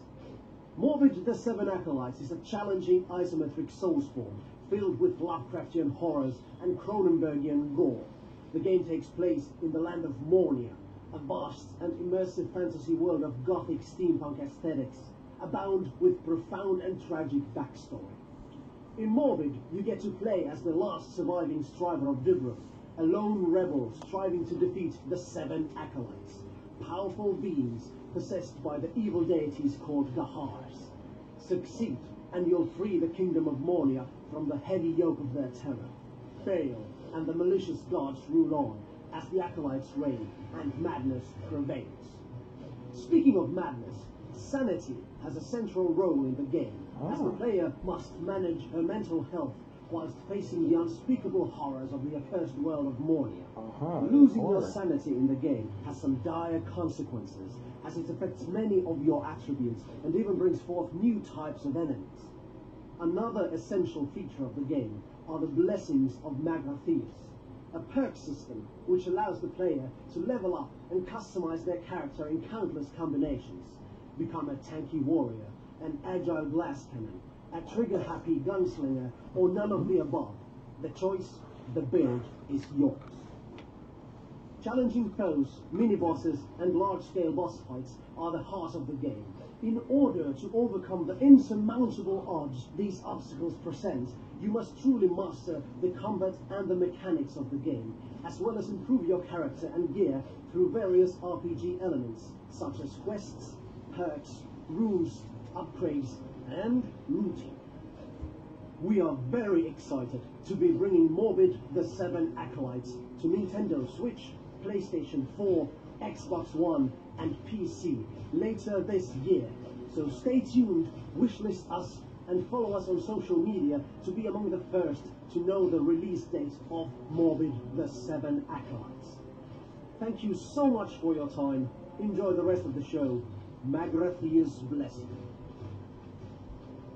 I don't know what that means.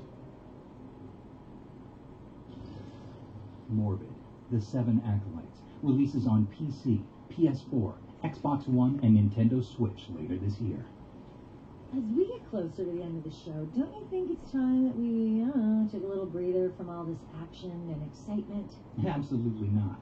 Coming up next is an incredible collection of upcoming games, and I promise you that it'll be easier to follow than that whole business with the philosophers. Hey, that was Game Dev thing. They'll show it. Don't worry. There it is, Game Dev Tycoon. Look at that! Look! October 8th, 2020 on Nintendo Switch. Greenheart Games. Look at that, develop new game, custom engine, Game Dev Tycoon. That looks new. But I guess it's just the Nintendo Switch version? Oh. Okay. Oh, there's all your topics. Now they added pictures to them. Did they do that to the Steam version? Or just the Switch version? Look at that. You can play it on the Switch now.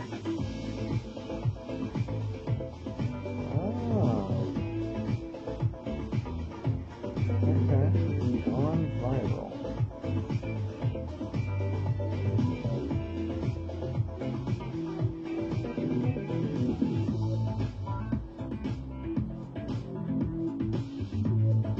Mars Horizon. Oh, it's Kerbal Space Program.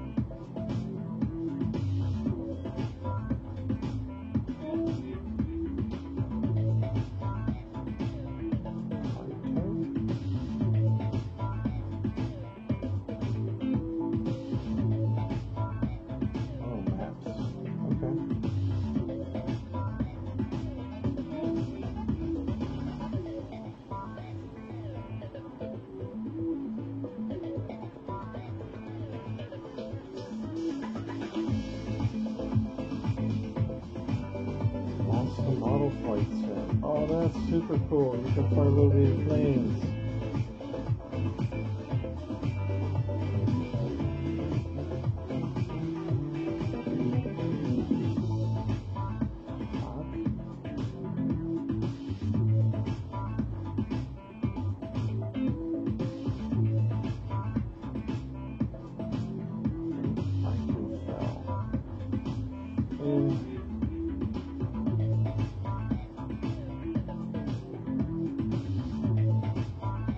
Hey, wait now. Second Windows.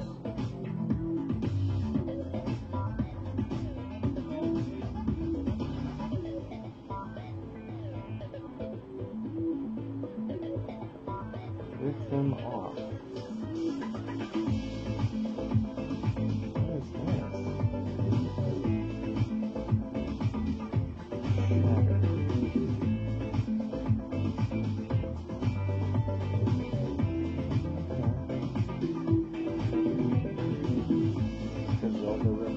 Okay.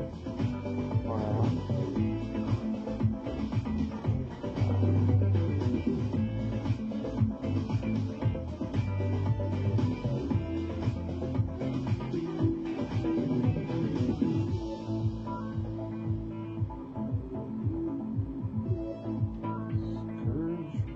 Bringer?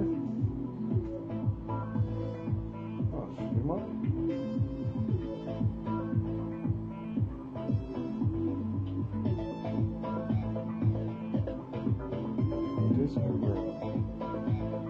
Oh.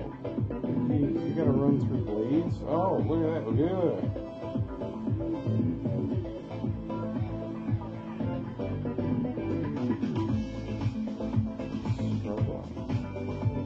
Ew.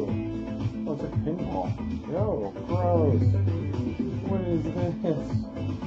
Your brain with arms?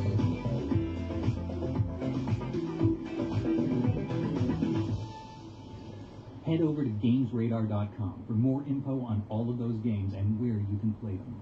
Next up, we have a closer look at co-op adventure Operation Tango, which made its world premiere in our last show. Here's how the hacker and spy roles interact to complete dangerous missions across the world. Oh. Hi everyone, I am BU and I am here with Halios, and we are checking out Operation Tango. Oh, you took the hacker. Oh, that was cool. He has a better beard than me. Okay, looks like I have to like disable surveillance. Oh, I see you. Oh, I see you. Hi. Oh, good choice in music. Oh, by the way.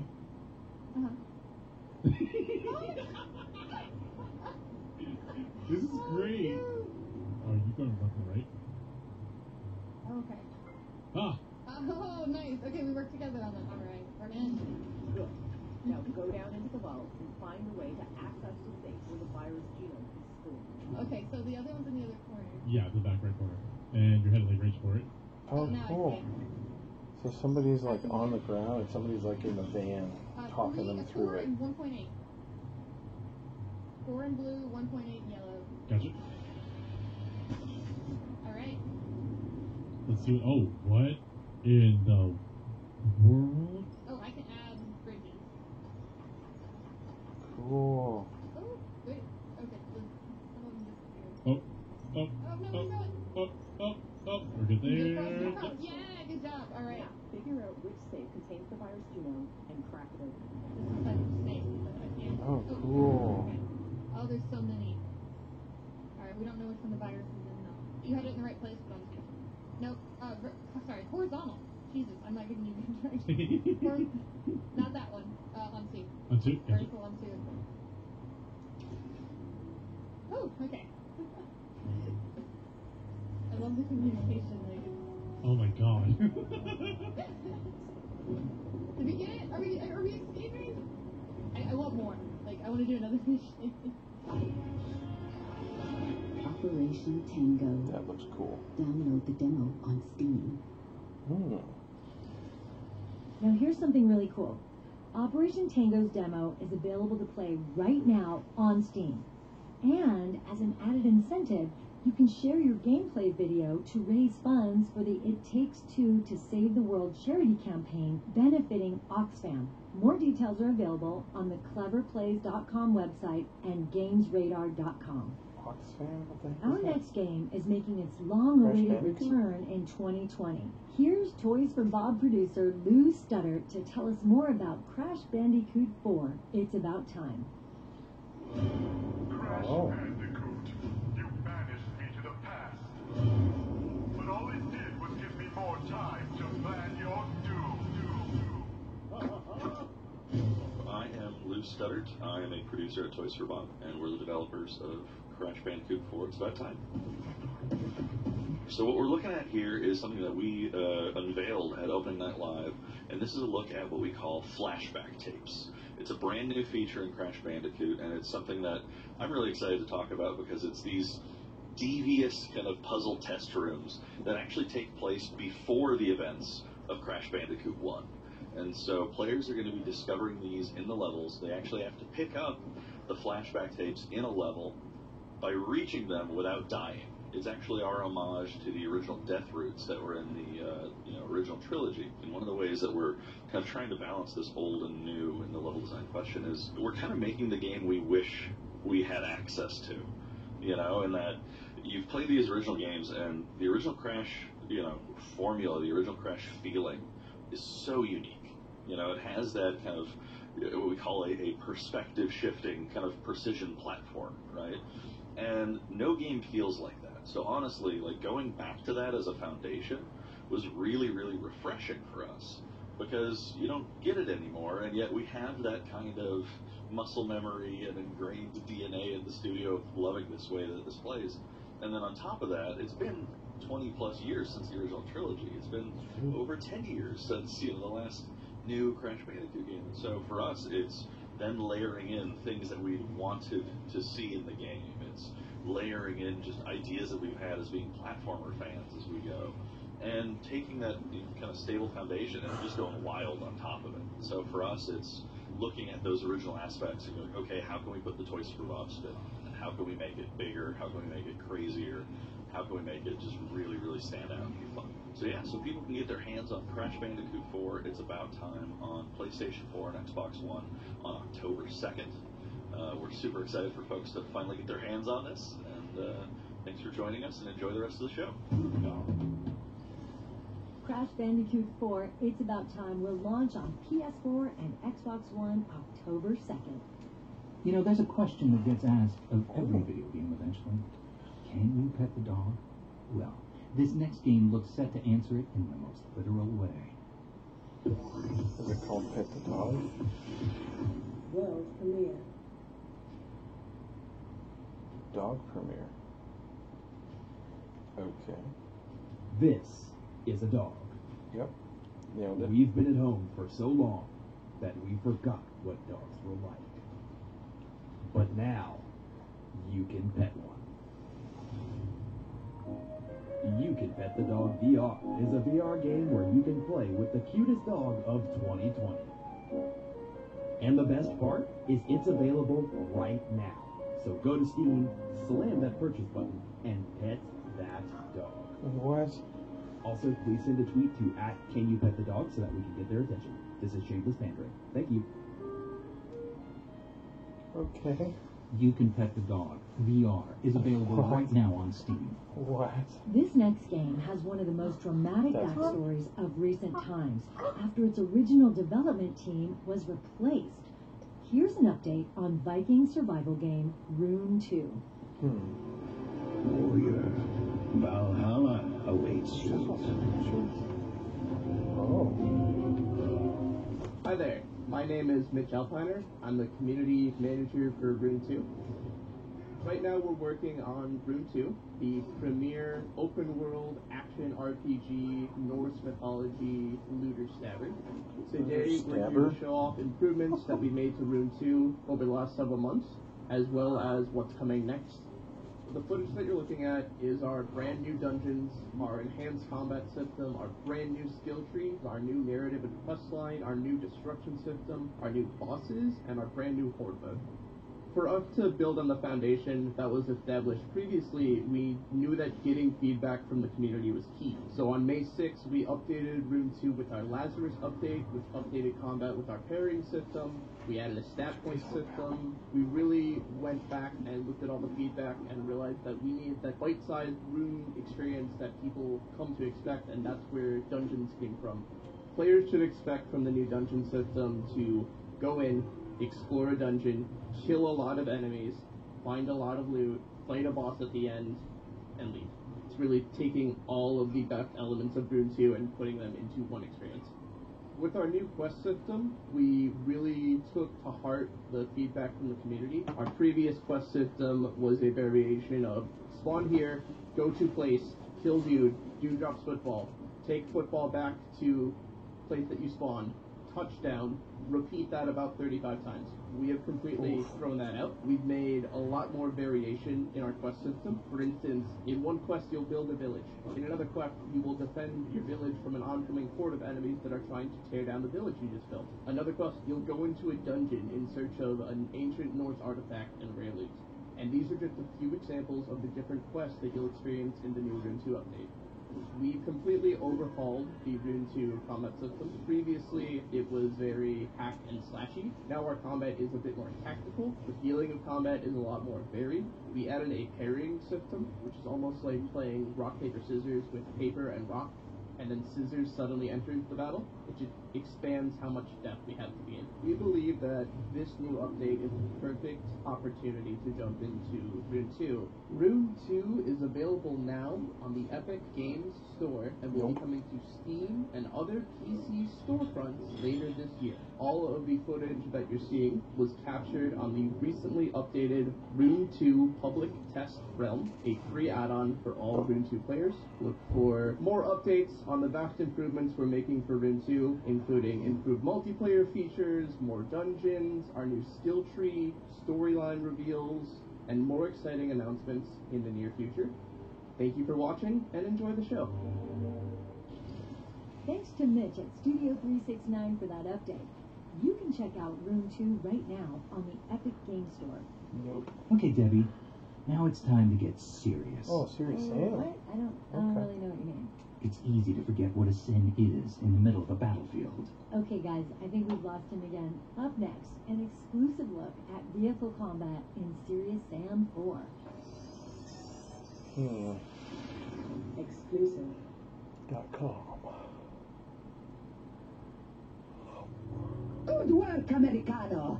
I'm proud of you. Ma'am, how do I get to the Vatican? It's easy. Go around the Castello and enter left through the park. Go straight ahead, and there you can find Papa Mobile. I'm not sure that's my kind of ride. Silly boy. Is the new Papa Mobile. Il Papa have it made all special. You see, he's good.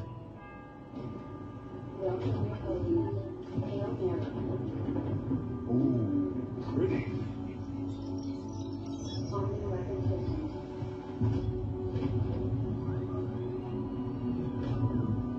Loading ammunition. Pressurizing in progress. Complete. All systems ready. Let God sort them out. Okay. Wow.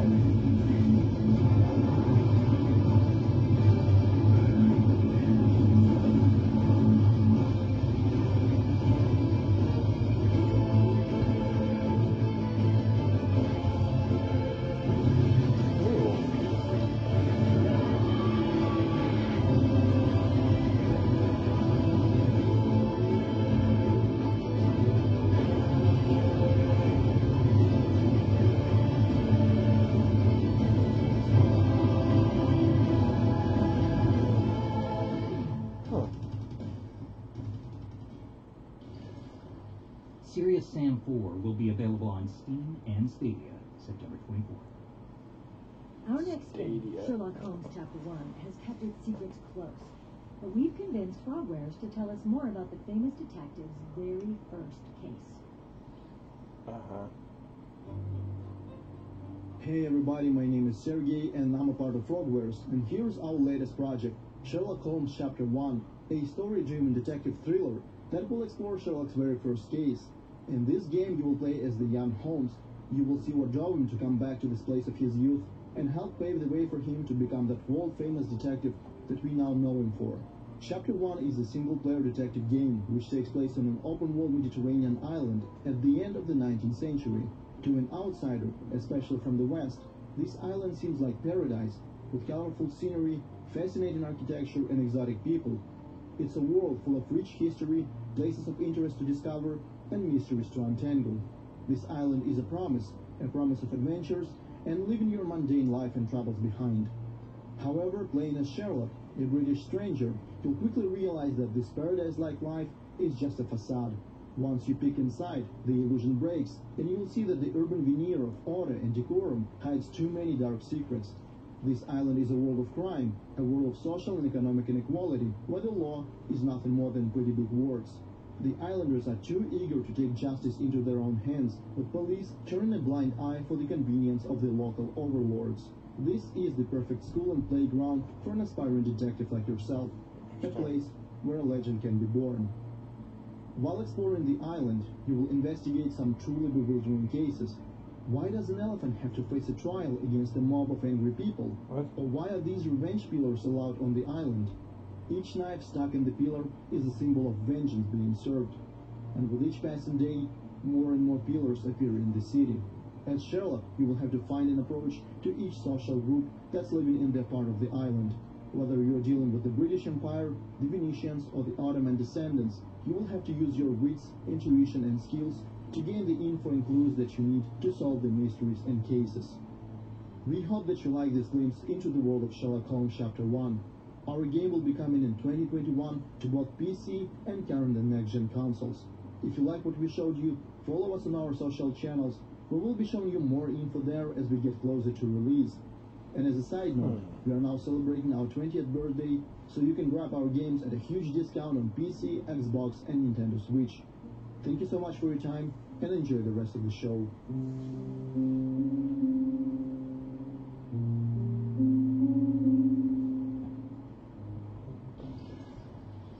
Sherlock Holmes Chapter 1 is scheduled to launch on PC, current, and next-gen consoles in 2021.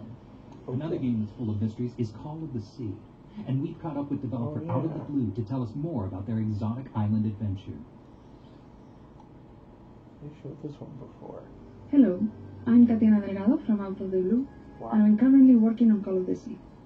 Call of the Sea is a first-person adventure puzzle game set in the 1930s. It is a story of mystery and love that takes place on a forgotten island in the South Pacific. You take the role of Nora Everhart, a woman who has crossed an ocean in search of her husband's missing expedition. On the previous Future Game Show, we took you through our very first in-game trailer and gave you a little insight into Nora's story. Today, we are really excited to share this exclusive footage of some new environments. As a player, you will dive into underwater ruins, you will uncover ancient cities hidden by the jungle, following the trail of the expedition. You will have to figure out what they found and what happened to them. But as you can see, although our game is heavily influenced by his tales, Call of the Sea is a twist on the traditional H.P. Lovecraft works. We are trying to focus on the surreal and the oniric more than the horrific and the grim. In short, Call of the Sea isn't a descent into madness, but a rise to sanity. Losing your mind makes you see a dreamlike, colorful world. Join Nora on a trip that will change her life, immersing yourself in the mystery of what happened on the Everhart expedition, discovering the secrets of the crew members, and what happened on the island. Call of the Sea is coming to Xbox One, Xbox Series X, and PC later this year. Thank you for watching, and enjoy the show.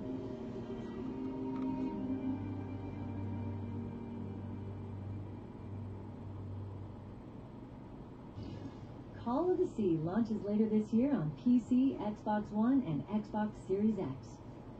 This next game is a thing of nightmares. No, not the nightmare where you fight zombies in police uniforms using hook swords. Here's a new trailer of the next-gen psychological horror, In Sound Mind. Exclusive. No. Okay. Hey, it's not appropriate for children. Harley, don't watch this one. There's kitties. It's funny, really. With glowing eyes, creepy. When you're scared. I'm not scared. I mean, when you're really terrified of the monster stalking you. Watching you. Don't like that. Pushing you over the edge. Creepy. Into an ocean of fear. Losing your mind. Seems like the sensible thing to do. Yeah. Fear tightens its grip. Then dubstep music starts. Sanity, let's go.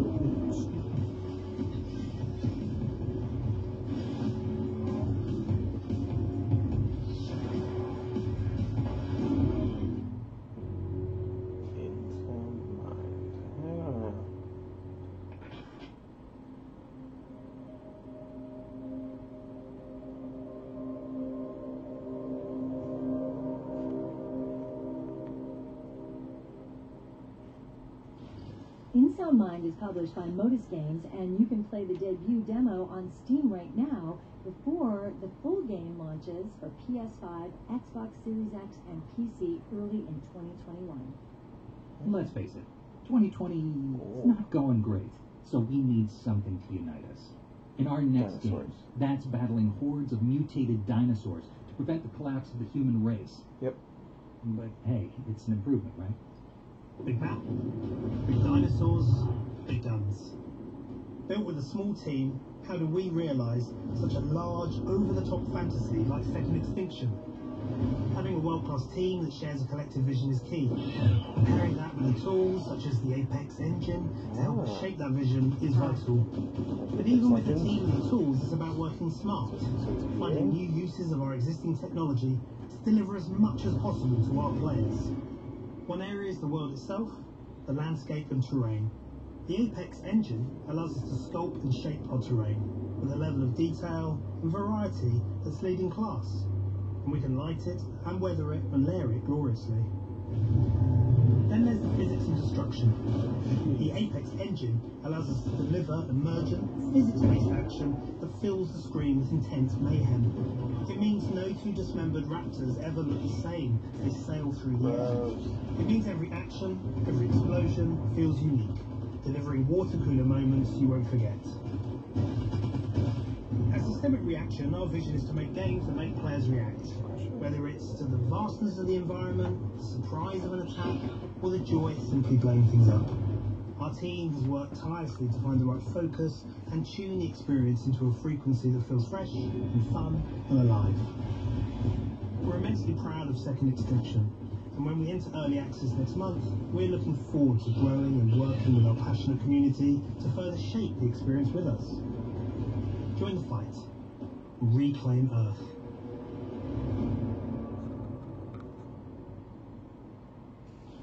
Second Extinction enters early access on PC next month, before arriving on Xbox Series X and Xbox One later this year.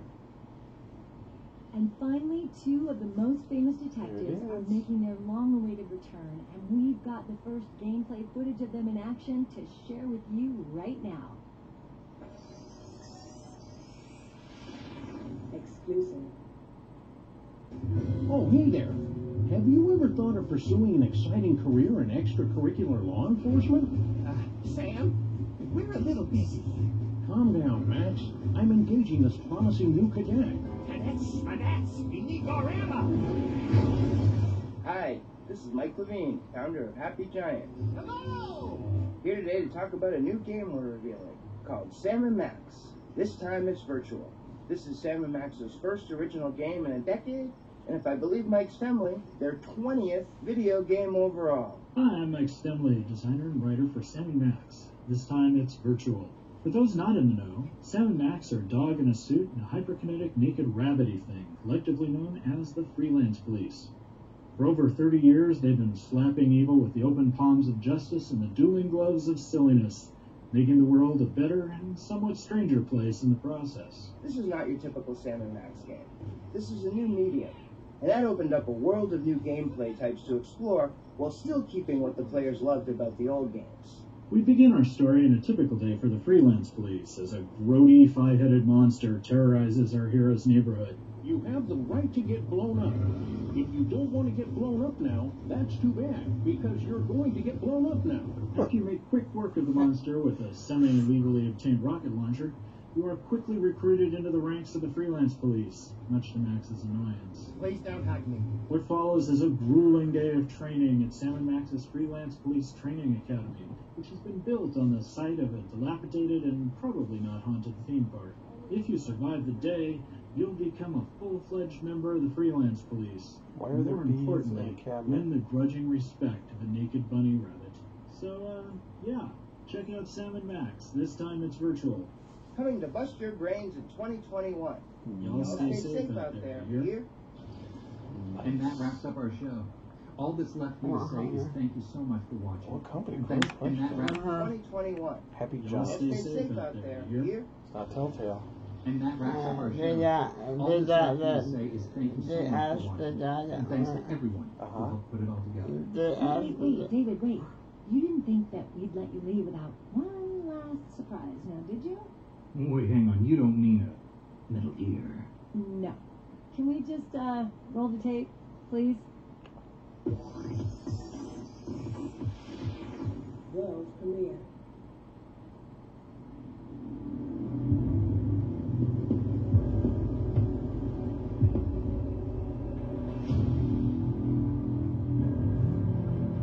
What is this?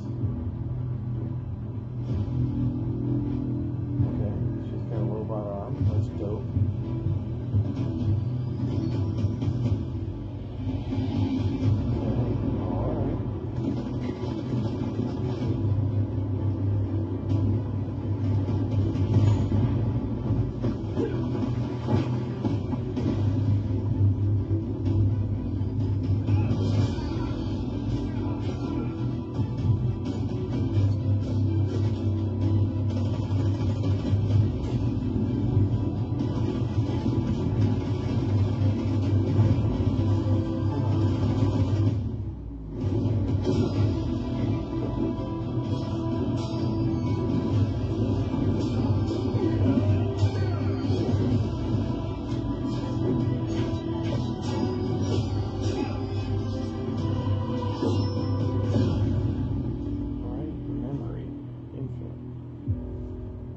Interesting.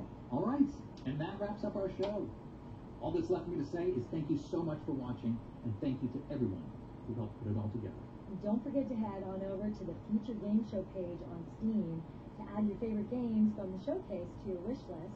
And be sure to visit GamesRadar.com for all of your next-gen news, guides, and features. Thank you for watching. I'm David Hayter. And I am Debbie Mae West. And this has been the second Future Game Show.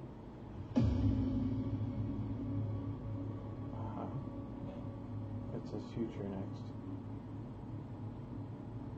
Yeah. Of games. I guess it's games. Yeah. Hence the name, the Future Game Show. Starts now? Oh, here. Okay. Alright.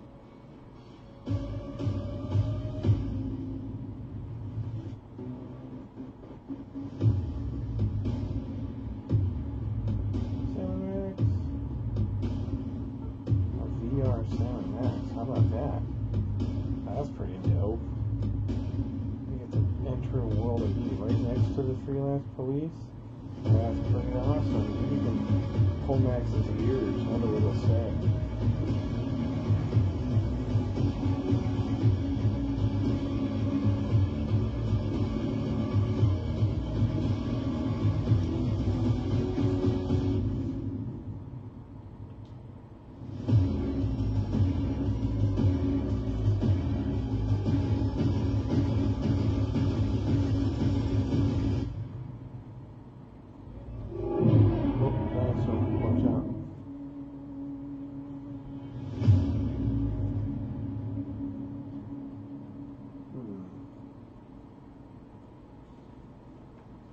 Carly. Was that good? Thanks for watching. Okay, let's answer it. They just have 7 minutes of thanks for watching. Yikes. Alright, well, thanks for watching. Peace.